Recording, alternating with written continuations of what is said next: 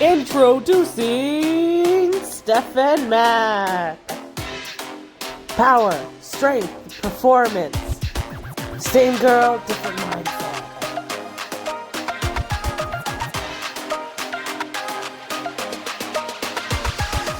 Today we bring to you Steph Mack, mom and daughter power team from Niagara Falls, Ontario. Steph, the strongman athlete, and Mack, the powerlifting rising star.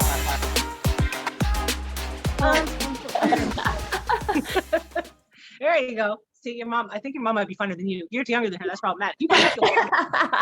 So, welcome to Panda Strong Podcast. You know who we is and how we do. If it's your first time here today, we interview the world's strongest amateur to pro female strength athletes in all age categories who are competing and training for strength sports. And this is something that we want you to do too. Obviously, we have guests from all over the world, but today we have an amazing guests. Cool. I don't think we've done that yet. Guests from Canada. Hey. Woo woo.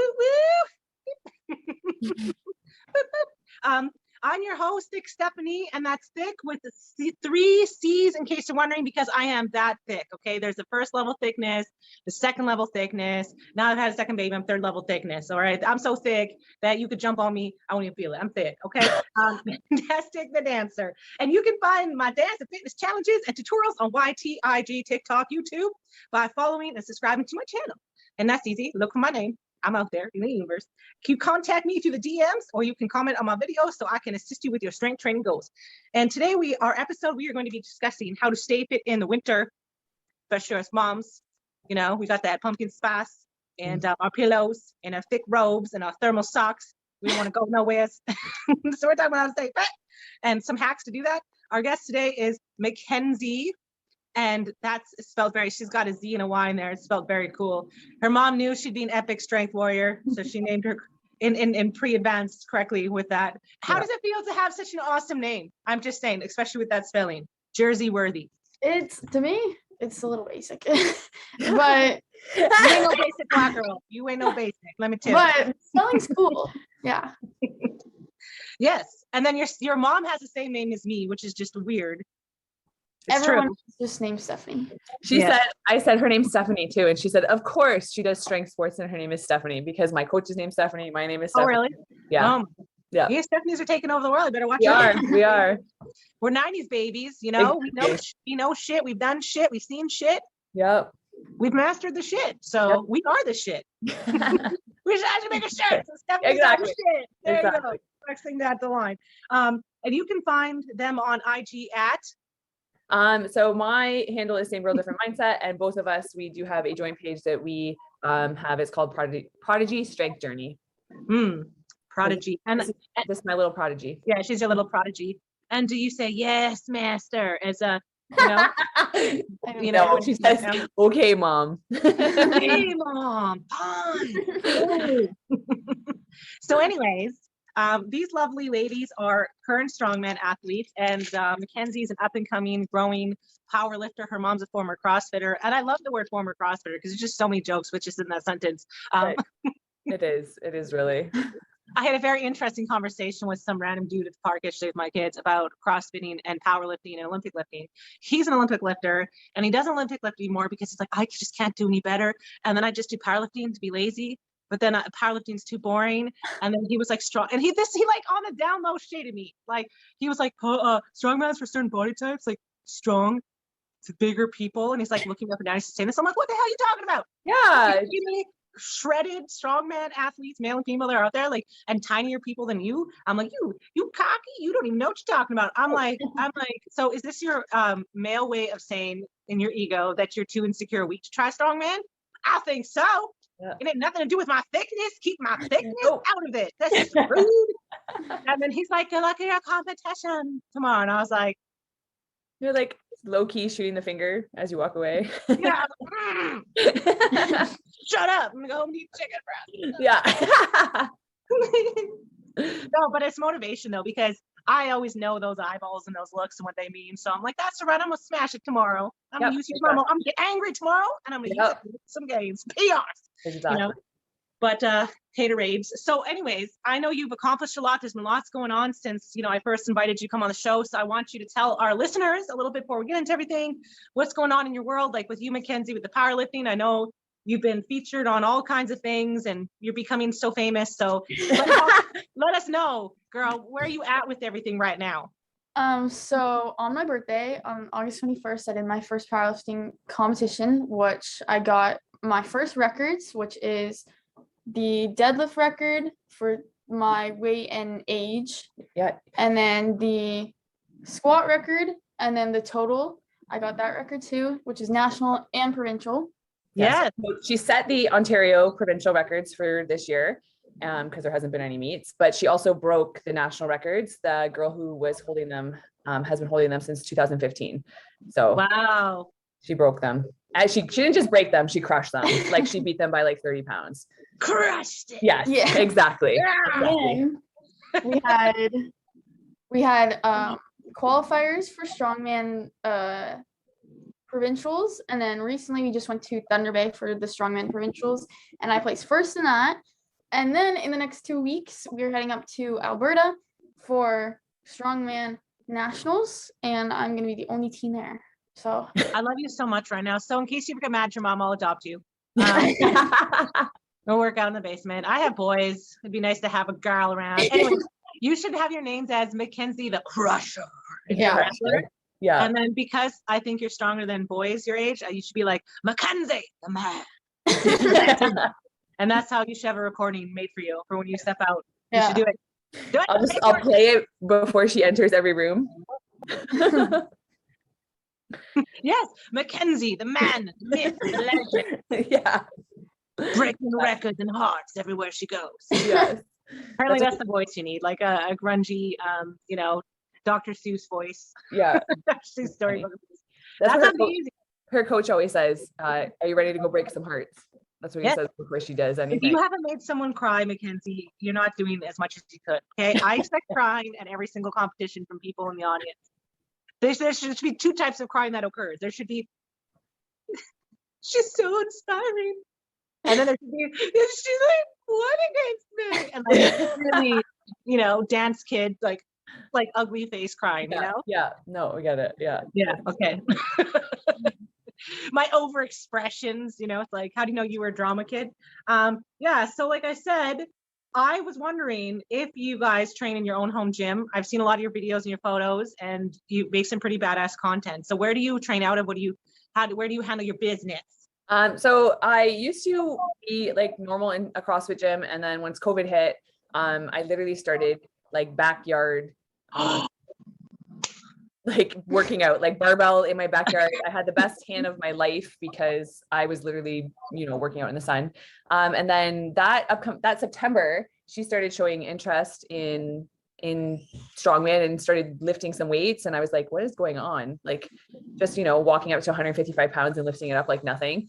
So we got her a trainer. And then also that September, we moved into an empty space on our property. And that tin can that we work out in is a Kwanzaa hut. And I just have been slowly building equipment and, acquiring some strongman stuff so we can further. That's awesome. That's what I'm going to try to do right here for my kids. Same thing.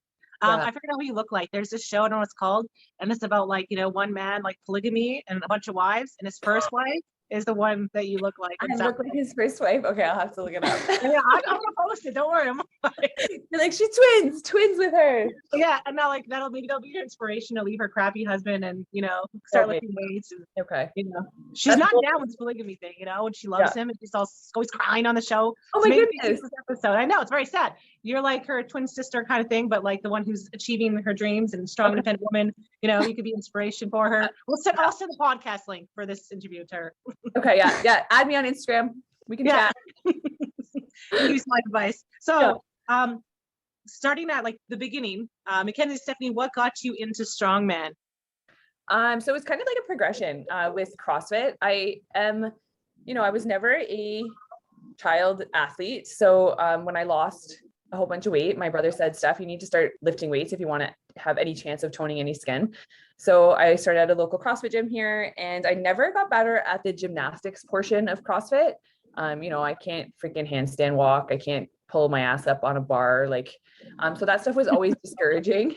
That it was a very slow progression with that, but my weightlifting was flying. Like, before COVID hit, I went from as nothing basically to like a 200-pound back squat in a few years, and, you know, an over 200-pound deadlift. And I just wanted to see how I could push myself. I had a couple, you know, people in my DMs wanting to coach me, because I was on Instagram before then too. And I just happened to choose a guy in Toronto who was strongman based, and we just kind of snowballed from there. I bought my first stone from him. My first piece of strongman equipment was a stone, of course, an Atlas stone, 80-pound and 120-pound ones. And then I just slowly started getting addicted to how progressive strength training makes you so much stronger, so much faster. Like just the, you know, committing to a coach and a schedule, and it just has been addicting. And then we went to our first strongman competition, and we weren't in it, we were just watching it, and we just were like, we need to do this. We need to participate in this. What were you gonna say? I was gonna say, for me, it started off as being just like a regular athlete in ringette and softball, and then I started CrossFit with my mom, which then, once everything shut down, led into her interest with strongman, which got me into strongman. No, we're here today. Yeah, the CrossFit coach, when she started early on, here in Niagara Falls, he came up to me and was like you're good, Steph, like you're okay, but your kid, there's something with your kid. Like, he's like, she's just as good. Like, so he kind of brought it to my attention before I really even realized. And he's like she back squats and it looks way better than people who have been back squatting for 5 years. And I'm like, oh, like I would have never noticed it, I don't think, myself as much. He didn't point it out to me. It wasn't even that good. Like, it could have been better. I think a lot of it is what happens is who you are exposed to, right? Because like in high school, I was always punished for being strong, for being tall, for being thick, always, because all the things I naturally was into that I was very good at athletically, I just didn't have the body type for it, but I was good at it. So like for me, I was like, can I play football? They're like, no, it's a girls team, go cheerlead. And there wasn't like a lacrosse team where I was, there wasn't a hockey team where I was. And so these things were where I grew up was a small town, and it was still pretty close-minded of like, you know, traditional gender roles and expectations of what a woman should do, what she should look like, how she should talk, how she should dress, the way her mannerisms, you know. So I was punished for being, you know, independent, outspoken. And the only reason why I ended up actually being interested in strongman, and the only regret I have, was that I didn't actually, like, I had a coach who wanted to train me. I've had more than one coach over the years, whether it was for swimming, kind of like Eddie Hall in that way, I'm a really good swimmer. And strongman, like, wanted to coach me. So like I was in my 20s, early 20s, a strongman coach came to my church at the time, and he, you know, he put a bunch of equipment out, and he was shitting his pants because every single guy in that 4 hours that came up could not do close to me. And it was stones, you know, carrying just like as many sandbags as I could, like on my back, and all kinds of things. And you know, I was really scared of success, and I didn't trust my body, and I didn't how to explain, like, as a woman, right? If you're raised in that environment, like there's something that just feels like deeply sinful about it and wrong. And you're kind of afraid to get to know who you really are, because you're trying so hard to like fit into that feminine image that you have been raised around, right? So, but that was always something that was in my heart. And then watching strongman on TV, right? So I saw, like I said, one of my first guests on the show, Sue, I saw some pictures of her on Instagram, and I was like, hey, you're in Manitoba. Where, what is that? What is it that you're doing? I want to do that. Where is that? And that's basically kind of how I try to train for it. Then I, you know, looked on Facebook for resources, you know, starting strength, Mark Ripto, right? And then went into startingstrongman.com, downloaded books, and basically just hurt myself and taught myself in the gym. And I had always been weightlifting since I was 13, and always like working out. So that part was that foundational athleticism was always there. But the hardest part was obviously barbell technique, like what you're talking about, squatting properly and that kind of thing. But the fact that you've been, you know, talent has scouted you at a young age and seen that, yeah, your options are endless, because you're going to be healthier and fitter because you're younger, right? Your body's going to have more potential, and you're not having all these bad habits, right? Or injuries, because you're not like your mom's age, like me, or like, you know, older. We're not that old, but I'm just saying, like, things start to hurt every 10 years. They start to hurt a little bit more.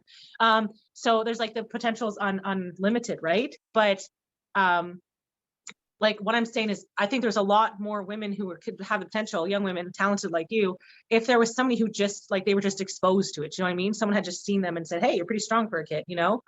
I always joke that I wish somebody would go back in time and just tell 13-year-old Stephanie to start squatting.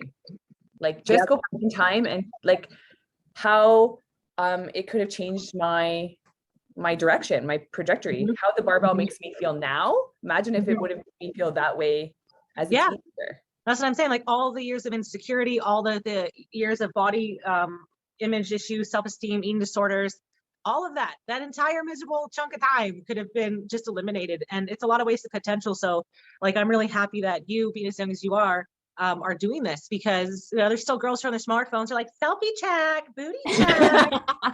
Get these leggings, $9.99. Click this link, follow me, OnlyFans. You know what I mean? Like there's teen girls that to me are really going down a really dark road because of the pressures of social media, which we're going to get into a little bit later. But I know you kind of covered like going CrossFit to Strongman. So now you're kind of transitioning into powerlifting, right, Mackenzie? So, and you're doing very, very good at that. So I'm curious, why have you kind of focused more on the powerlifting versus just the full, creative capacity of Strongman? I think Strongman is really fun, and it has like that more of like go out there and do it mindset. But in powerlifting, it's a lot more competitive and a lot more do this, do that, which my body and mentally I adjust to that, and I can take like criticism like that a lot better necessarily. So I totally think it's because she is a freaking excellent squatter and deadlifter, and she's not a huge fan of the moving.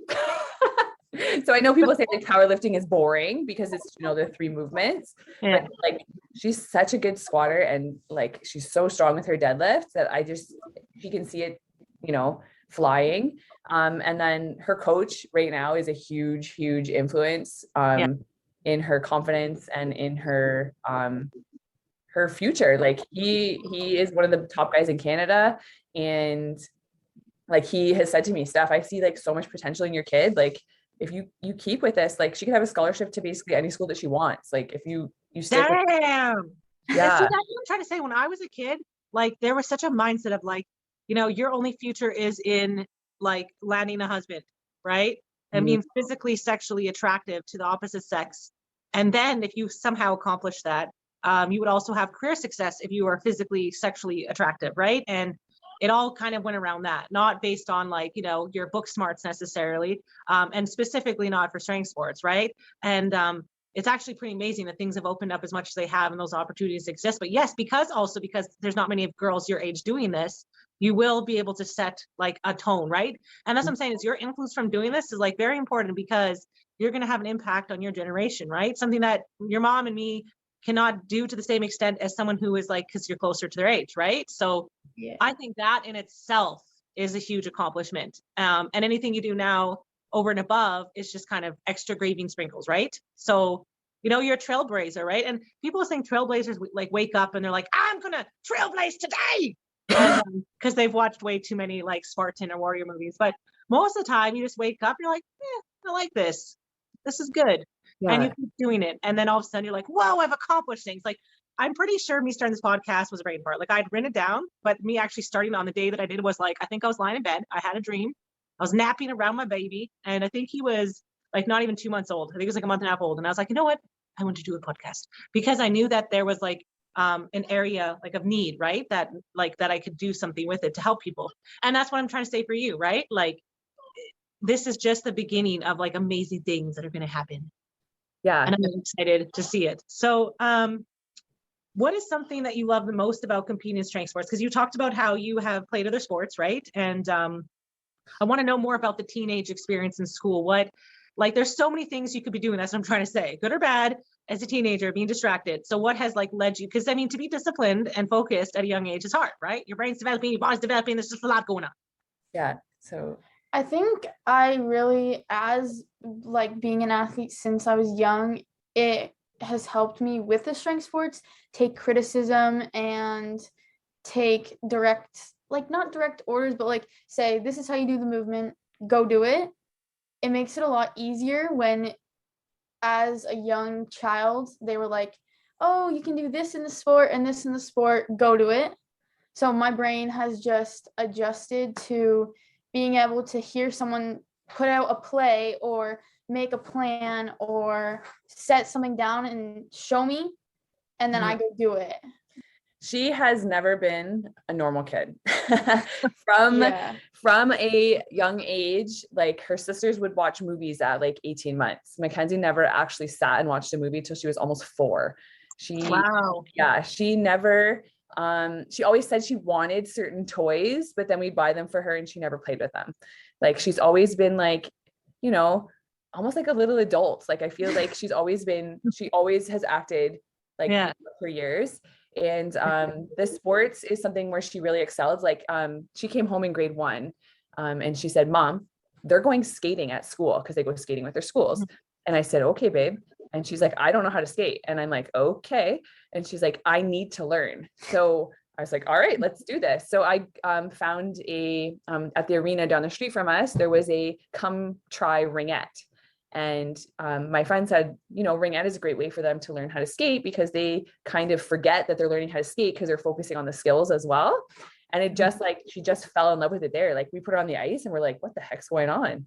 Like, and we were just like, this is our sporty child. Like she just gets it. Like she just does things and it just happens. And she doesn't get that from me or her dad because neither one of us are very sporty, but it comes from somewhere. Like it's like this little fire in her that I've always seen, like from a young age. I think, yes, for sure. And like, I was like that too when I was a kid. And like I said, because I'm a woman, you know, it was like, go play Barbies. Like, what are you trying to be, this independent, sassy project leader? Like my brothers and everyone else to be farting around. I'd be like, you guys, let's make a dramatic play. Because we had like a VCR recorder. And I was like, you guys, I have a plan. I have a project. I have a new game I've invented. I used to try to make like board games. My kids, like, not my kids, but I don't know. My brother's I see him as like another child to me, you know, my little brother. But anyways, I'd be like, let's do this. He's like, no, that's dumb. I don't want to try. I'm like, try. Let's go do something crazy and new and risky. Come on, let's go. And they're like, I want to play Sega. And I was like, you suck. And I wanted to get him to do things by like bullying him and then eventually get angry and then, you know, realize that I'm not going to stop harassing him.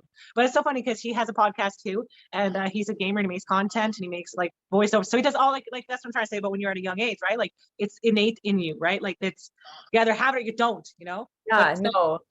So when people ask, like, that's the thing too with getting young kids into the sport, I feel like it's hard because like you said, they have it or they don't.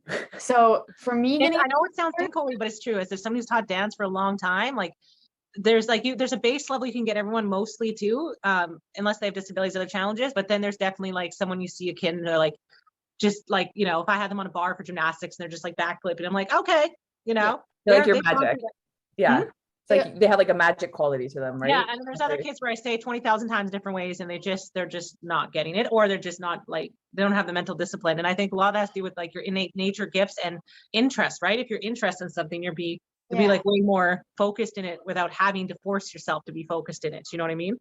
Yeah, that's like the thing too, that if a child's not into it, or like literally anyone at any age, an adult, if they're not into what they're doing, forcing themselves to do it will not make them mentally want to do it more.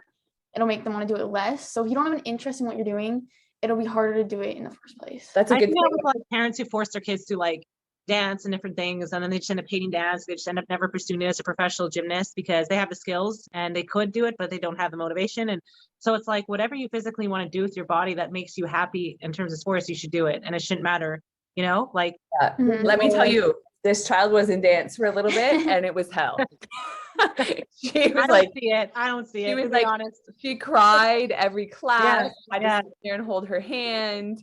And then finally I was just like, you know what, if you hate it that much, like, let's go find something else. Like, this is not, you don't need to be in the same thing as your sisters. Like, let's go find your thing. Parents need to support what their kids naturally interested in, because you can't stop it. Like everything people tried to stop me from doing my entire life, I'm still doing now. And so it's like, you know, you are who you are, right? Like live your life, live your best life, you know? Yeah. And everyone is different. So their interests are not going to be the same as every other kid. So let them do their own thing, and doing what they feel like they want to do and they have a passion for will make them and push them to do better in what they're actually good at. And that's what I'm trying to say. Like if they're happy and they're doing something they love, they're more likely to do better in school and stay focused in school. And like, I've never struggled with the temptation of drugs. I was always would start popular, then not end up popular, being popular in school because I would say no to a lot of those things. And that's fine. You know what I mean? Like it becomes easy for you once you're like your kid's focused on something healthy. So if your kid's alone in the room all the time, miserable, like, you know, you got to get them an outlet, you know what I mean? And whatever it is or how much ever it costs, you need to make it happen and not judge them. You know what I mean? Because you're just going to have, like, I think for you, I was wondering what's your thought process on that, but we'll get to that in a second. Like I said, if you guys want to, listeners, if you want to get hooked up with the hottest Panda Strong merch for the ultimate strength gear and gym inspired lifestyle items for your home, including stuff that we've said on the show, hilarious things that end up on shirts and pillows, check it out at www.pandastrong.ca and search our store. And be sure to check out our male collection and our line that's launched this month. Ooh, ah, ooh, ah. For the men out there that want to be as sexy as me and the rest of us ladies on the show. We threw you some nuggets. There's something there for you. So anyways, back to the topic of like body image. And like I said, the pressures on teen girls and stuff like that. Like for you, in terms of what you see, like with the pressures on girls, like for us with magazines, like Christina Aguilera is a stick, okay? And if she gained 5 pounds from eating cheese, like Mariah Carey got in trouble because she ate some cheese and she went to some gala. I saw a clip the other day. Like she was talking about stuff that happened in like, you know, 10, 20 years ago. And she was like wearing a dress and she ate some cheese. So she had like a little bump, you know? Anyways, it wasn't even anything. And Jessica Simpson, you know, like I'm sure you can think of certain moments in that jean outfit where totally healthy women that we would think is super healthy and fit now, right? That'd be trending on TikTok and Instagram back then was considered like super fat or obese. So I'm curious what your thought processes are as like what you feel the expectations are on for you, on you in society right now in school as a teen girl and body image, like the environment and experience for you right now. I definitely think that doing and being included in my own passion of what I like and like powerlifting and strongman have made me have a different eye on my body, and that it really like it does matter, but it doesn't. How you look and how you feel are two different things. So if you feel good and you feel healthy and you look not like you want to or not like the model in the magazine, it's not a big deal. You just, as long as you love yourself and you're doing what you love, I feel like that's really. So me growing up as somebody in the 90s who, you know, the covers of the magazines in the 90s were horrible, and my body style, because I used to be 100 pounds heavier than I am. That's what I was gonna ask. That's some of the questions I was gonna talk to you about. So so I feel like my body style, my body was never accepted back then, and always striving towards that. And I don't want them, because I have 3 daughters. Mackenzie's the middle of 3. So I'm a girl mom, and growing up and feeling the way that I felt in my teen years, like I hope that they never have to feel that. I hope that they feel like they need to be better because of their body. So a lot of lingo change in our house, you know, telling them that they're more like they're all beautiful, but they're smart and they're funny and they're intelligent, and making sure that they know that stuff too, not just how beautiful they are. Yeah, I mean, your success in life is not determined by that, and really isn't. Like you could open a business, you could go for a trade. I mean, the options are endless now, right? And you can be a stay-at-home mom, an entrepreneur like me. So you don't have to fit into those norms. But I'm curious, do you feel in school right now, because like I said, of the social media pressures, like the, you know, butt lifts actually are so common now in teens and plastic surgery, and hundreds of people die every year from it. I watched a documentary the other day. It's actually a really crazy statistical number where they're trying to get things like butt lifts banned because the chance of death is so high because it's not normal, right? So when you see women with these ginormous curves and little waists, it's not just waist training. They most likely have had a butt lift because, you know, you get sucked fat from everywhere else and it gets stuck in your butt, and that's like not natural. So and then there's moms to teens and who love plastic surgery, have no problem bringing their daughter in and think it's super good, just like there's pageants, right? And I'm triggering, but I'm pretty sure that crowd who listens to podcasts, if I'm to do, come at me. But anyways, I'm a dancer. I like modeling. I like to look really pretty and wear bling bling and fashionable clothes, but I also like to get really dirty, covered in chalk, and lift heavy weights. So I'm just curious, like, what are the pressures you feel right now in high school and around you in the day-to-day, and how do you fight back against that? How do you champion it? Are the girls that you talk to because of you doing weightlifting that you know speak into their life and say, hey, you know, start training strength or your beautiful way, or like, tell me about your experience, you know, away from home, away from the gym? I think most girls in at least my age, a lot of them are into sports and activities and physical activities or what they love, which I think is really great. So it's not a huge thing where I feel put down because of being strong or doing something different than what a normal 13-year-old girl would do, really. I think it is different, and I'm not like no regular 13-year-old girl is lifting 315 pounds, but no regular like there's no, I don't know how to You're explain like it. deadlifting more than me right now. And that's, I'm not a baby, to be fair, but still, I mean, like, damn, you know, I get to understand. I've got 20, I gotta do some math. 20, oh my God, I have more than 20 years than you. I am so old. Oh my gosh, I have never realized that until just now. Anyways, you're like lifting more than me right now. So yeah, it is pretty damn rare. It is pretty amazing. She has a pretty good group of girlfriends at school who are, you know, she's kind of migrated towards the girls who play hockey, play travel baseball, Soccer, dance. They're all athletic, so putting each other down for our ability to do the things we're good at. Yeah, and things with our body is not something that we do. If anything, we bring each other up by watching each other accomplish things even greater than we thought we ever could. I think So go ahead. if anything, she does come across it a little bit more on the internet. Yeah. When people find out that she lifts, generally the first question out of anybody's mouth is, how much do you bench? Or don't hurt yourself, or gosh, such dumb. How much you lift is a very dumb question, because the fact that you're weightlifting all at 13 when none of us girls ever did that in our generation is a stupid question. Yeah, well, I just don't know. I don't know what answer they want from her. Like, if they're going to say, oh, but I can do more. Well, you're a boy for one. Most of the time it's men asking, or boys, teenage boys. You're a boy, so you should be lifting more. Maybe, depending on your size, right? Most of them have years on me too. So whether they're older in general or they've been lifting for more years than I have, it's like they're trying to compare something. It's an ego control thing, right? Because as long as men rely so much on a couple things, being physically stronger than other males and women, because that's how they feel that they're the protector or the provider, or have their shit together. That's how they equate their worth with that. As same with like how much money they make, the vehicle they drive, right? And I mean, women, when we were young, you know, you hated the mean girls or the mean boys, but you know, you had to respect them. You had to play their stupid games so you didn't get bullied. So I'm curious, after, like, I was your age, you know, like I said, over 20 years ago, what is that like? Is that environment still exist in schools? Are still the mean girls or the skinny girls who rule the world? Or now women like you, right? Look at Victoria's Secret, for example, how they're hiring, like, you know, female athletes. Just throw it out there. Do you feel that the roles are reversed, right? That's been kind of a discussion now, where people like yourself are, you know, kind of leading the pack and, you know, making significant changes in schools, and now you're the cool kids? Or is it still like you're your own independent posse and then there's the same old drama around you and you're just trying to like avoid it? You know what I mean? There definitely is stuff, and like with boys trying to like be like, oh, I'm stronger than you and stuff, but I think it all comes off as like jokes, and it's not like something huge where we would get in like huge fights or like get extremely insulted by a guy or a girl trying to one up you or say that they're better than you. It's not as intense as I feel like it was before, and I don't think, like, everyone's image on each other is different, so how we see each other is not the same, and the way that we express how we see each other is either silent or it's not at all, really. So that like takes away the conflict between like the drama and all that kind of stuff. Like obviously there's 13-year-old drama with like boyfriend and stuff, but why are you talking to Kevin? He's my boyfriend. Yeah. I saw him first.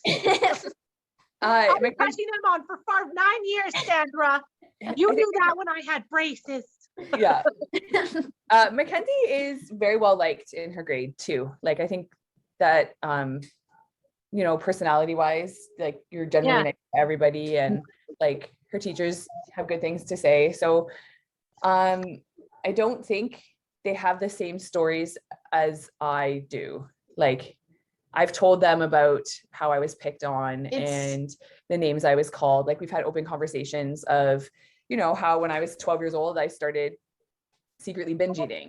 Like, yes, I did the same, my friend. Yeah. So like, I talk to them about that stuff because I want to educate them on, you know, my feelings and why mommy is the way she is now as a as an adult and just start the conversation so that if something is going on, like they know, like I've been through it and I understand and you can talk to me about it. But so far, like nothing. It's not like necessarily though, like who the kids are, it's how the generations have changed and how the world has changed. Yeah, that's what I'm saying. The sight and the way that we all see each other is not the same. So something like that happening to me or to someone else, I feel like as a person, I would stand up, I would say something, where I feel like back then everyone was scared or it was just like a follow the crowd type thing. And it was one against all. The basically. nickname that I got from the boys in elementary school was Shamu. They used to call me. Oh my God, me too, man. I got called Free Willy. Whale was the biggest one. Oompa Loompa. What else is big? Roly Poly Oly, the Michelin Man, all those types of things, you know? Yeah. So like when I told them that was like, that's like a, it's a hurt thing for me. Like they were like, I can't believe that you had to go through that, Mom. And unfortunately, like at that time too, they're like school administrators were not keeping people responsible and they weren't holding them accountable. And the behavior went unchecked. And even if it was found out about, nobody did anything about it because it was like, oh, that's normal teen behavior. And it's not. And that's how you make those cultural shift change and say, not today, no more, this is done. And that's, like all the women who started competing in strongman when there was no competition, they're the only woman. I mean, I don't know anything more fucking brave than that. I really don't. When everyone's doubting you or not supporting, encouraging you, no one cheering for you, and you're just out there on your own, doing your own fucking thing like that. I have so much respect for anybody who is willing to do something and be the only one, not even just underdog, just being the only one and saying to myself, I don't need, like, that's the thing. When you're younger, you feel like you need permission, right? You need to permission to exist, to look a certain way. Like you need your friends' permission to wear a certain outfit or they have to like it. Now I'm like, I don't care, man. Like I'm gonna wear what I want, I'm gonna say what I want, and right? Like live your life. But so back to your body image issues and stuff, like obviously you transform your body through this. So how has that changed like your relationship with yourself, Steph, like personally, professionally, your relationship with your kids, your daughters, obviously, like, Mackenzie started lifting. So talk to me about how that's kind of transformed you in the inside, right? And extracurricularly. That's not so I have always been the chubby kid, like right from, like, if you look back to grade 2 pictures, I was always the chubby kid. I had a teacher in grade 3 tell me I wasn't pretty enough to do something. I was made fun of. So like, it was just hurt after hurt after hurt, which turned into binge eating, which turned into, me not loving myself because constantly being told that I wasn't good enough because of the way I looked. Yeah. Having daughters changed that completely because I was like, there is no fucking way they are going to feel like this.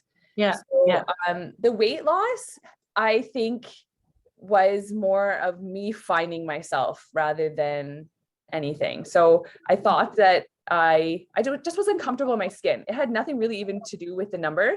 My goal when I started losing the weight was I wanted to shop in any store. I didn't want to be limited. There was no number on my weight loss. And this was the first time that I was doing it for me and not for something, not for a wedding, not for an event. This is the first time that I was like, no, I want to do this and I want to fit into Old Navy jeans. I want to fit into size 14. That was my goal, size 14.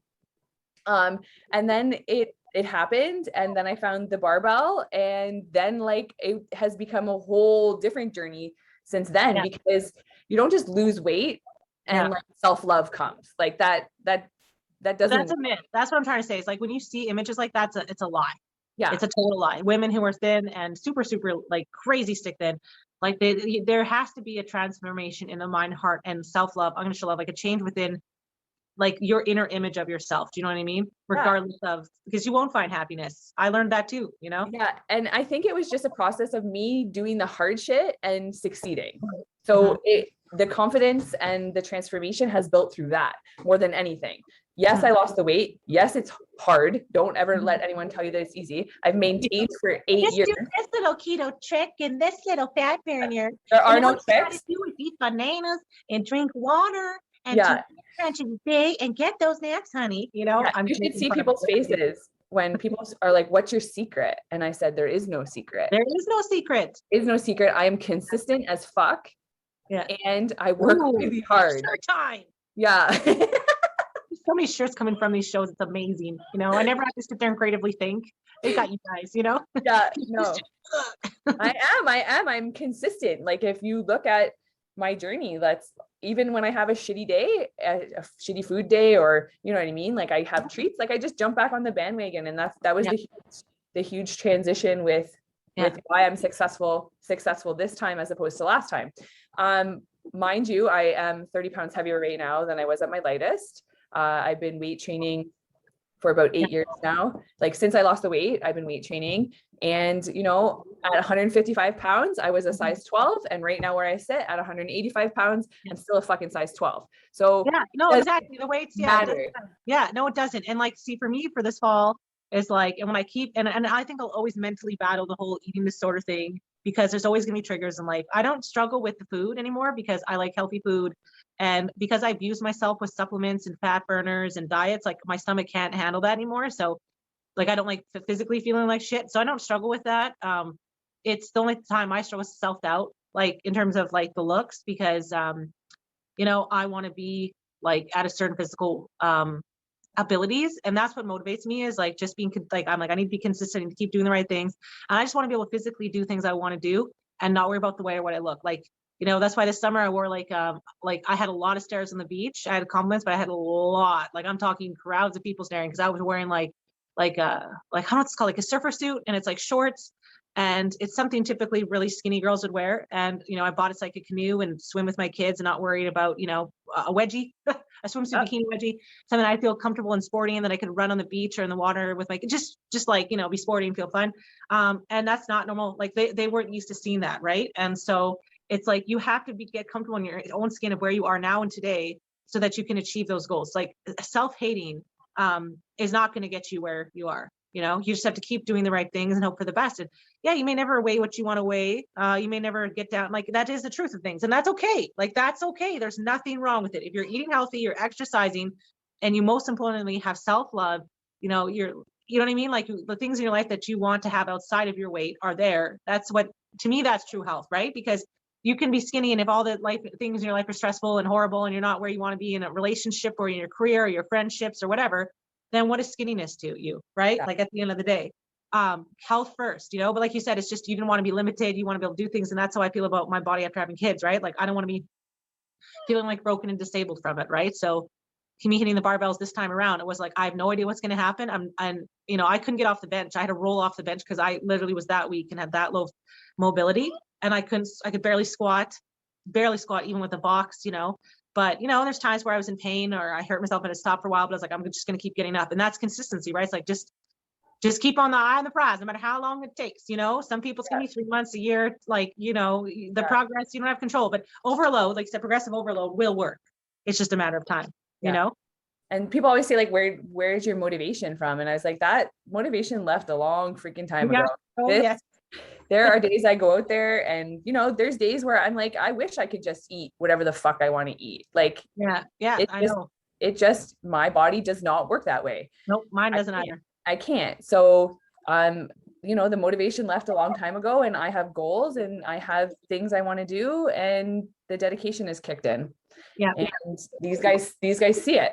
Like, between her with the weightlifting, her sister does musical theater and just got a little role in Toronto on for like a performance. So like between my girls, like gonna freaking rule the world. These three. Around the world, girls. Yep. That's my house. Who run this? Who run the world, girls. Who run the world, girls. Anyways, it's my passion. Yes. Samantha, like when she like says really fast, rapid, make them think that we can, but that we won't. And then she's like, boy, don't even try to test me. Oh, this shit is crazy. I'm like, I love her. Yeah. She's good. She's good. Like just dropping, like, you know, mic drops. I was looking at your name. I'm like, Can Ham, because she can. Do it like a Can Ham, because you can. Yeah, exactly. You're going to rep kind of strong, and these are going to be your shirts. Be like a Can Ham, because you can. I'm going to make that for you when you wear it at a Powerlifting competition. That's good. That's good. That's going to say like on the back, like slide into my DMs if you want to be as awesome as me, you know? Yeah. Oh, yeah. Boom. Done it. I'm sending it to you. So, if you guys want to Ship in the sense of we do spend a lot of freaking time together, driving to events, driving to things, prepping for stuff. Going on airplanes. Yeah, going on airplanes. She is my training buddy. She's my training partner. I can talk to her when I'm having a crappy day, and she can talk to me, especially if it's crappy gym day, because not all days are good days. And, you know, it's nice having it be your kid. You know, she came out of my womb. I made her. I made that. I did. And I can't drive yet either, so I can't just drive away. Get back here and lift some weight. Yeah. You know, my mom would be like, get back here and clean the kitchen, because that's the difference in generations. Yeah. So on that topic of influencing the next generation, so we'll start with you, Mackenzie. Like, you know, as an up and coming, very successful powerlifting athlete, what do you hope your influence will have on other teen girls in your school, your community, and globally? I really just hope that girls and kids and people in general just go and do what they love, no matter what people are telling them or what people are pushing them to do. They do what they want to do, what they love to do, no matter what. That's a good answer. You know, Yeah, that was, I'm a little silent right now because that was a good answer. You're like, how do I have that one? You're like, yeah, I know exactly.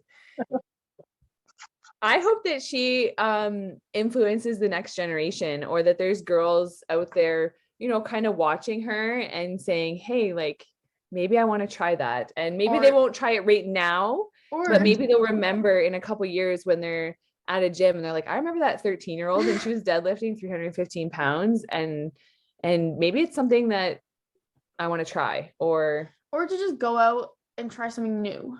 It doesn't have to be strongman. It doesn't have to be powerlifting.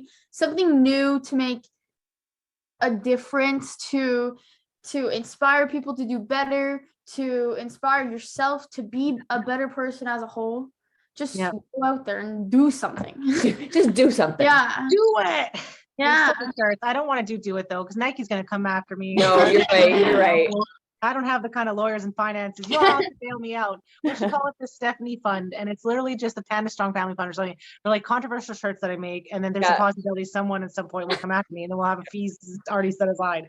I'm like, it's Strongman, it's different, but you know, you're gonna be choked up for two reasons. It's because, like, when I watch your mom and how she looks at you, like the love and admiration she has for you, it's really beautiful. Like, you're choking me up because your mom is in awe of you, and I think, you know, she's so grateful to have you, and, you know, you're obviously really grateful to have her. And not everyone has that type of relationship with their mother, especially talking about how the generations have changed. There's a lot of conflict. Like, I have a lot of conflict with my mom a lot of times because she still sometimes tries to push me into these like traditional roles. Now over the years though, because I've pushed back so much, she's starting to be very supportive of this, but that wasn't the case when I was your age. And so I don't think you realize that you're even inspiring women of my generation and older, because when they see you, they you know, they're reminded of who they were when they were 13, and how they felt about themselves, and maybe question, like, you know, what their dreams were. And then they get a little bit of courage from seeing you and say, hey, you know, maybe if that girl can do, maybe I can do it. And they, like, it's so important for women to find their happiness and figure out who they are outside of their husbands or spouses or partners or their kids or their career,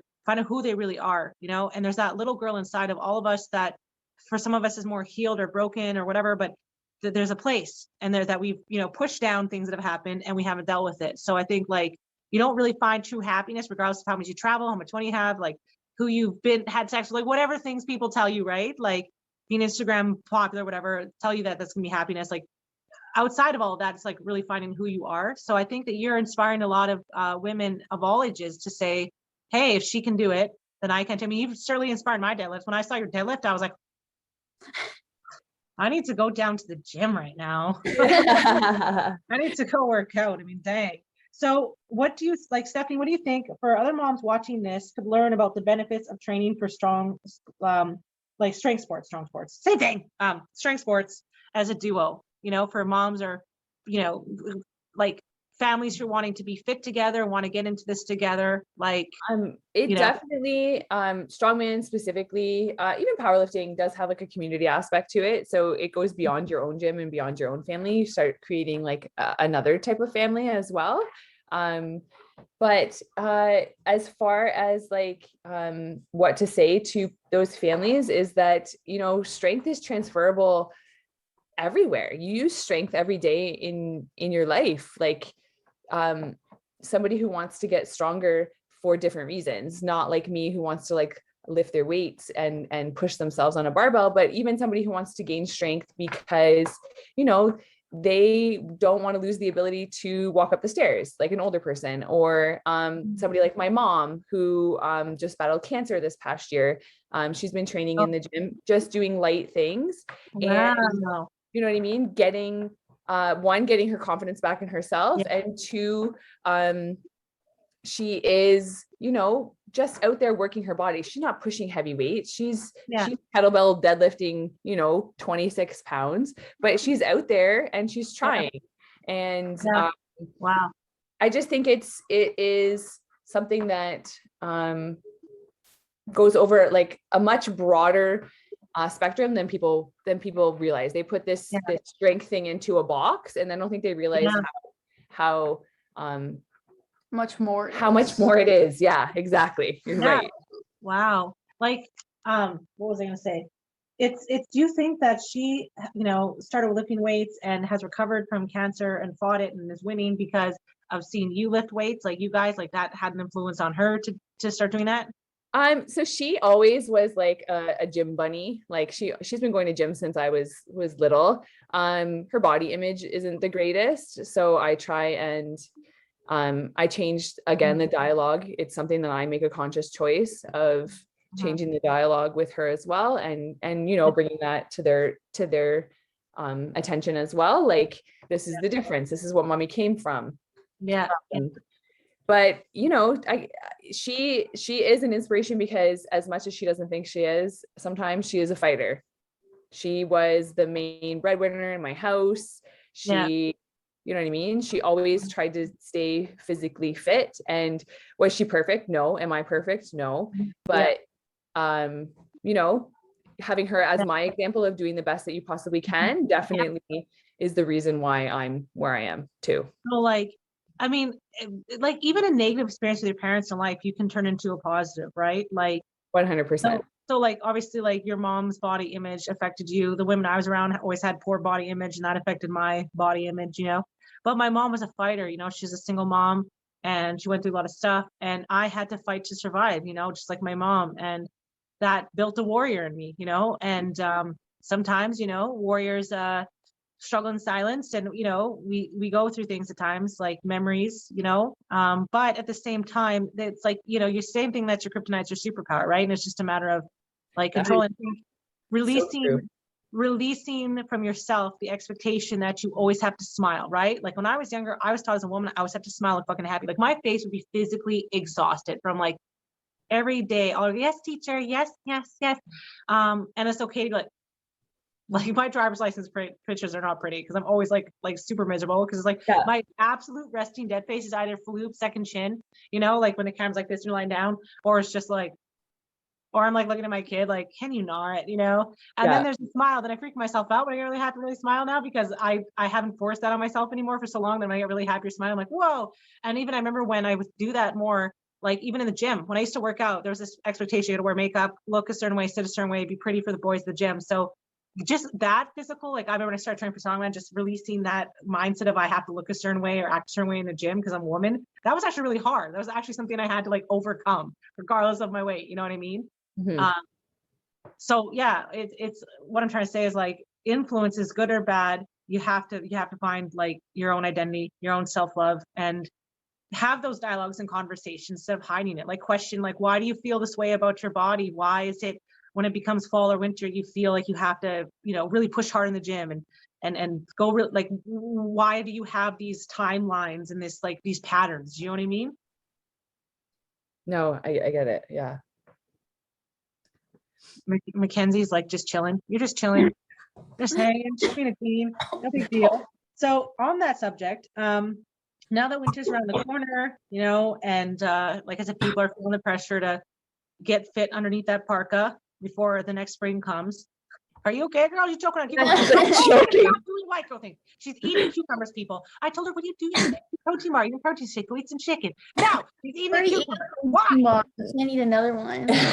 You owe it to the genetics and the DNA of the human animal, whatever you want to say, out of our history. You owe it to your genetics to be eating protein.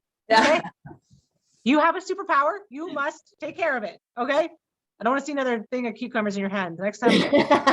We don't have any left anyways. Just went hard on cucumbers. Are you thirsty? Drink Amino drink. Come on now. Yeah. This podcast is sponsored by Supplement King. Like, what are some hacks, like fitness tips that you have for audience now that that pressure is coming on anything from body image, from training, from nutrition? Obviously, you had to find a work-life balance being a mom of 3 girls and training and transform your body slowly over time. Like you said, you train consistently as F. So what are those things that you've consistently done and hacks that have, helped you guys achieve your success now? I think as an athlete, for both of us, we're both trying to grow on separating the gym from outside life. So not letting what happens in your life and how the day made you feel affect how your day in the gym is going to go, because you're just out there to go have fun, to go do what you love, and watching other things affect that part of life is definitely hard. So trying to separate your basic life from what you are doing for yourself is something that will help you improve in what you're doing, making it 2 different things instead of trying to work off of something that could drain you even more and take your success and basically not express it the way it should be expressed. That's it. Some of the things that really help me is I'm a goal setter. I strive when I have a certain goal, and right now for me, it's competition.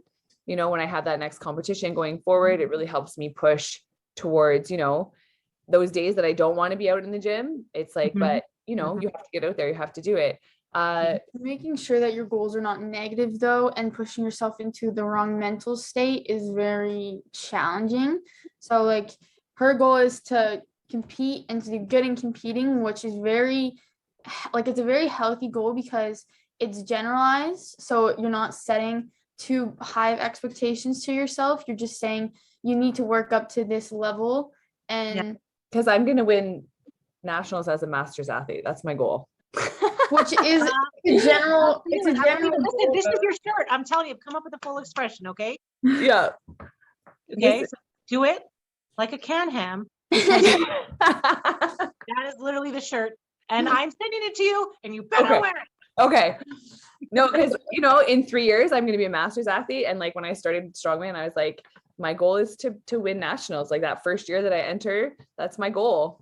Every time I hear the word masters, I just think master, master. Like, who wishes that they were 40? Me. I wish. But I don't think that's old. I don't even understand. Like, I get it when I was a kid because I thought 40 was so old. But now that I'm like, I'm not telling you bitches what my age is. Okay, don't ask me. You're not gonna know. I'm cute. I still look young. But yes, I think to me, masters, I always think of like 50 plus, like at least 45 plus. Yeah, no, so it's weird for me, like because people, 40. and people had kids younger, right? So like they're 40, 45, they're masters athlete, and they've got teen girls like you, and it weirds me out because like I had my first at 27, right? So it's like, huh, what? In X amount of time will be masters athlete. What the hell? You know? I don't have white hair. Like it just, I don't know, it messes with my mind. I don't know if I'll be able to say it when I'm supposed to say it. Because I'm like, oh, well, anybody who's new to the sport who wasn't, lifting or athletic their whole life, I'm like, oh, it's on. I'm coming for you. Just like, get it. I think it's just because I don't have a chance of being, not have a chance, but being competitive in my weight class for Strongman is kind of, I started late to the game. So that's just the goals that I set for myself. In the so break down, like I said, what your training looks like. Be specific. So like how many days a week do you train? What kind of things do you do when you train? Like sets, reps, what exercises do you do? And like I said, now that we're going into the fall, so like what's your programming going to look like from fall to spring? Your nutrition, what's your schedule? So I have a competition December 4th and 5th. It is a 2-day competition. So I am training for 8 events. So which is kind of hectic right now. For myself, my body needs 3 rest days. So I train 4 days a week. I'm training a squat, a deadlift, an overhead press day, and then my events day. That's what I do too. I like when I can do the 5-day-a-week thing when it's bodybuilding and it's accessory work, but no, not when I'm maxing out balls to the wall, heavy lifts. Like, and also I like to do more different things. I like to wait for that closer to the competition before I, push into the 80s and 90s. But anyways, continue. This kid is going to nationals, so her coach has her training. It was her choice, but she's training 5 days a week right now. Plus I have ringette 2 days a week, most of the time, depending on the weeks. So basically my first day of training, I train powerlifting, which is my squat and my bench, different variations.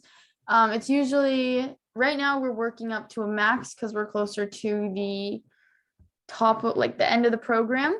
So my squats are like 3 sets max, and then I do back downs, and then I do like feet up bench or like different variations. Are you saying like 5 times 3 or 3 times 3? Like what, like with the sets, like you're doing 3 sets of what though? Like how many reps? Last week I did 1 set of 2 at 265, but the week before that I did 2 sets of 3 or something like that. Her coach does a lot of like small reps up to the high, and then she does a lot of back. Most people, like, they don't understand that's what's killing them. I'm like, this isn't CrossFit, you're doing cardio. Like at this point, you're doing cardio. If you're really pushing for heavy strength, if you're strongman, you need to do a lot of different movements, so that you're all those little muscles. It's got that bodybuilding aspect. You have to lift with implements. You still have to do SBD and barbell training, but you have to do a lot of accessory work. With powerlifting, like you have to push into those, like you said, those smaller, like, lots of 1s and 2s and 3s, and what I mean, 1 set of like, or 6 sets of 2 or whatever. So you know what I'm trying to say? Like, you don't need to be doing the 3 times 5, 5 times 5. You got your technique down. You're starting to get strong. Yeah, it's more of like a building rather than just squatting necessarily. So like I'm building the squat up, and then I'm going back down to do the sets type thing. Yeah, no, I know what you're saying. And it's like progressive overload. And then also like with strongman, it's like if you're pushing for cardio, like there's only so many ways you can mess with that, right? You can try to carry the same weight and run, or you can, carry much heavier weight and walk slower. You know what I mean? And, or you can go for farther distance and, or add complexity to the lift. Like you've seen barbells and people have like the chains attached to the barbell weight hanging and challenge this, like make it unstable, that kind of thing. Right. Or push deeper, like Ukrainian deadlift. So pushing deeper down to that squat or chain squats. You know what I'm trying to say? So and that's my second day is She can go over all her days. my second day is deadlift day because I'm training for nationals right now. It's a 12-inch deadlift on an axle bar. So that's what I'm doing for that. And I have all my accessories. And then I have an overhead press day, which is incorporating in the log, which I'm doing for nationals. So right now I'm doing like reps at like over 100 pounds. And then I have an accessory day, which is, I have no main events in that day, except for some log cleans, which is for reps. And then I have, how many days is that? You're on your last day. You have events. And then I have, events day, which is, I do my stone, I do log clean and press, I do sandbag throws. Basically, so the nationals weights are a little bit heavier than the provincial weights. So they're a little bit more challenging for her. So he has her training at or above right now because she's capable of it. But after nationals though, we are dropping down for her. She's going to 3 days a week because we're not training for anything specific, 4 days a week. And then she has a ringette twice a week. So trust me, as someone who does the dancing and the cardio, like, you have to take it down with the heavy lifts if you're going to be doing repetitive movements with the smaller movements, because then you're really prone for injury. On that, before we go on the message of like the cardio for you, Steph, like before like you are where you're at now, like when you were transforming your body, was your cardio just weightlifting? Obviously you did the CrossFit, so there was the cardio and the CrossFit, but now like what do you do for that aspect? Do you get your with like, the volume in your lifts, or what do you do? So I endurance takes a long time to build. Like it takes a lot. So when I started with Strongman, I said to my coach, it's important for me to maintain it. It doesn't need to be the same level as what I was doing at CrossFit, but I need to have some sort of, that I'm not dying when I walk up the stairs. Like, I don't want that again, because I used to have that. And so I just do like short 8 to 10 minute little, either if I jump on the assault bike that we have, or I'll do like a little wall ball workout, or I'll skip, just something that is quick and easy that gets my cardio. And I also do strongman. I also do strongman cardio, running with. I'm really terrified because this is a nationals qualifier. This isn't this isn't fucking like novice. This is heavy shit. So I'm doing a 250-pound Conan's wheel. Wow. And I could do that before I had my baby. I am legitimately terrified because that's a lot of weight. I used to like be able to, like, my boyfriend was 250 pounds a long time ago, and he could like hang off my stomach and do crunches. Like, I'd be standing up. So I've always had crazy back and ab strength, even though I was never shredded. But Faloop, I've had a baby. I've been stretched. So we'll see. And then I got car deadlift. Like, I'm gonna smash the Viking press, even though I haven't moved on that angle for like 2 years, because I'm like, I got this. My overhead press is good. I've been training bench, it's going down. And then there's like Atlas stone, which I haven't touched an Atlas stone in 2 years, so that'll be interesting. I tried to make mine and failed. Yeah. How heavy is it? I don't even know. I think it's more than 175 pounds. I can't remember. And then the farmer's carry in each hand is 160, and there's no straps, obviously. But I just started training my grip, like for axle press, like thicker grip, but I just started. So, I mean, I'm doing it for, like I said, for, I missed it. I want to compete. I like touching implements and stuff like that. And it's more motivation for me. And then I'm like, next summer it's on, bitches. Cause that's a whole freaking 9 months. Like, it's going down, like 9 months. I'm going to kill it, and I've been building my own strongman gym in my garage. And I'm going to be upgrading to Olympic plates in my basement. I've been training with just like regular, like 1-inch bars, 1-inch plates, but I've been doing high volume, get my endurance up, my deficits, all these other things to challenge my stability in my core, get my posture better, just get all of those important little things there. I could have just spent like this past year, my baby just turned a year ago, focusing on just like high volume lifts. But I was like, no, I need to not neglect the things that I've neglected in the past. And, that I didn't neglect when I was a dancer, but when I started weightlifting, I neglect, because I mean, there's only so much time a day, so much training you can do. But it's like, because like you said, you're consistent, you train the little things. It's like, people understand, it's like the winter, you're in a parka, like there's no rush, like just focus on training and reaching all those things. Like you said, your cardio, your flexibility, your balance, your posture, no pain, no injuries. And then when it starts to get closer to competition, like, 3 months out, whatever, start going hard, start lifting some stuff. Yeah, exactly. And, your point about core, and I always, I'm a CrossFit coach at a gym. I manage a gym and I coach, and I always tell I always do a core finisher at the end. And I never say abs. Oh, yeah, me too. Yeah. I never say abs, because I say abs are made in the kitchen. I'm not telling you you're having abs. I'm telling you that you're like, you don't have abs. You were bent in half. Like you couldn't walk. If you had no ab strength, that's what people understand. If you had no muscles in your abs, you would just like fall to the ground. I know, because I've had babies. So if everything's gonna sit down there, you can't even get off a chair. No, you can't get down into a bathtub. So you all have abs. You just can't. And training your core with even just some static holds, some planks, whatever, all you need is 5 minutes a day. But that is the basis of your lifts. Like, that's the center. Like, I can't believe how strong of a core I have now because of just heavy lifting. Yeah. So Mackenzie is like stretching right now. She's like, my back, my onions. She's also checking herself out. She's like, oh my God, look at my mermaid hair. This is the problem with freaking Zoom and like doing these chats. Like, I had a stroke in my 20s, legit, sorry for another day. And so like one of my eyebrows doesn't move. Or it does, but it's like, there's another movie, con movie, where like the girl gets plastic surgery in her eyebrows, stuff like that. Like, that's what it reminds me of. But anyways, this is funny because all girls do it. We all do, no matter the age. You can be like 90 and you're like, how do my hair look? How do I look right now? I love mirrors. You're walking by, I'm so beautiful. Look at me. So lastly, as a CrossFit coach, from that perspective as a coach, what do you recommend? Like I said, fitness tips, things that people could focus on right now. Like, obviously, like, people don't know if they're going to be locked out of a gym. They don't know when competitions are happening. Some people have gained weight or lost strength because of all the ups and downs, or just personal issues like job loss. people have been through some shit the past 2 years. So what are like some, because you said consistent as F, right? So like what are some, fitness tips, hacks you have as a strength coach, CrossFit coach for the default? So I'm just gonna say something first. Two things. I was on like a podcast panel, and it was all about body confidence and healthy living. And she brought up a really good point with everyone.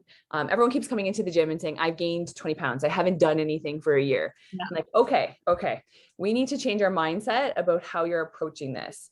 So this past year has been shit, right? And we all chose to stay home to be healthy, right? So we need to like change our mindset about what we did for the past year. So if you gained 20 pounds, if you went out of the gym, if you're not where you want to be fitness related, it's because you probably chose health in a different way because of what's going on in our world right now. So we're back on the bandwagon of, you're realizing that you're not comfortable where you are, or you just want to get back at it because, it makes you feel good. I would just say, you need to start with a game plan, start small, especially if you're jumping back into something a couple days a week. Body weight stuff, like if you don't have access to a gym, is just as beneficial. Buy yourself some of those bands, your resistance bands. Buy those booty bands. It's not the booty bands. Stay away from the friggin' booty bands. No, not booty bands. Okay, hold that thought, but one quick interjection. Did you know, fact check time, Mackenzie, I almost call you Stephanie. Mackenzie, smile. Smile, you're a woman. I'm just kidding. Women have had permanent vein damage and have had to have surgeries and bruising and horrible trauma to their legs from booty bands. Okay? Don't do it, people.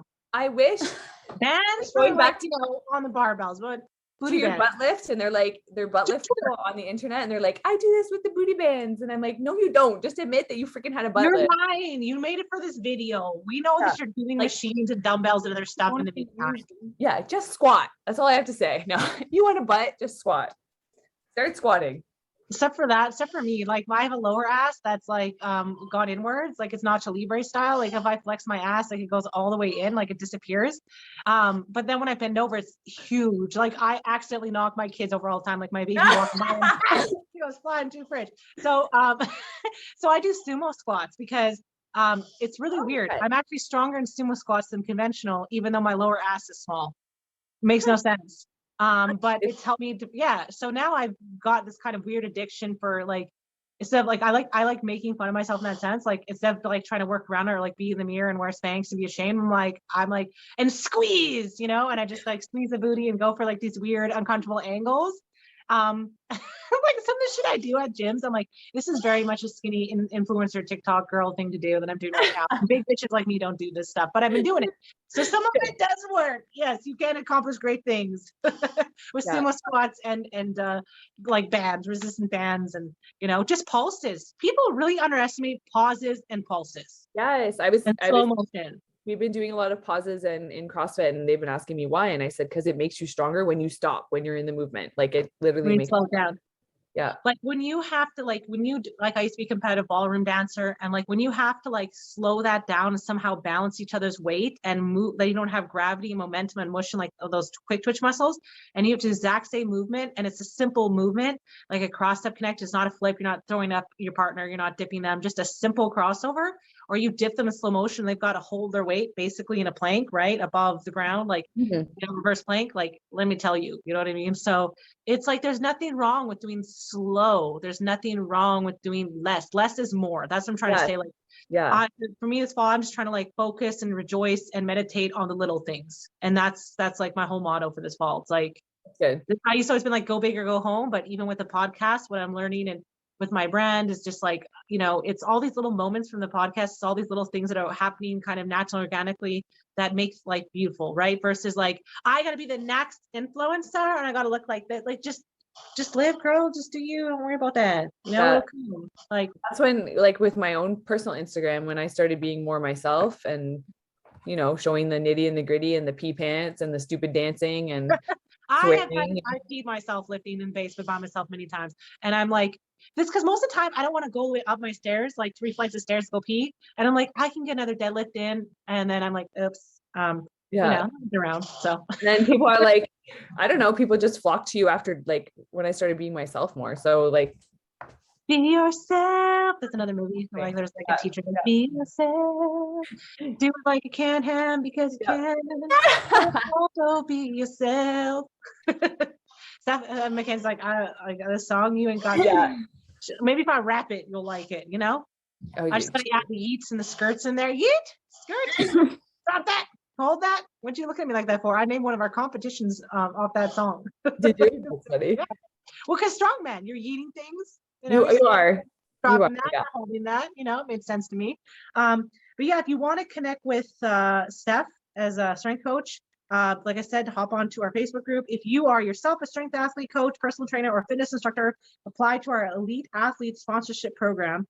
And what that is amazing, like, for your gym, for your competition. So if you're women making changes and moves and helping the strength community grow, for disabled athletes, teens, masters, you're making changes, positive changes, I want to support you to help you support other people. If you love our brand and you want to be one of our ambassadors and join our strong family, check out our site, like I said, www.panstrong.ca, and all the information's up there. But I want to thank you, Steph and Mackenzie, for being on the show. You are both super incredibly inspiring to me. I can relate to you so much. I feel like, Mackenzie, you're like the mini us when we were younger, and Steph, you're the real in the flesh, current, relevant for our generation. But in closing thoughts, what if you could, if there was someone listening in that really is still kind of like struggling with self-doubt or really unsure about this winter, and their path in strength sports or their identity as a woman in their body and lifting, just all those things, they're struggling, what would be your message for them? Definitely to just try.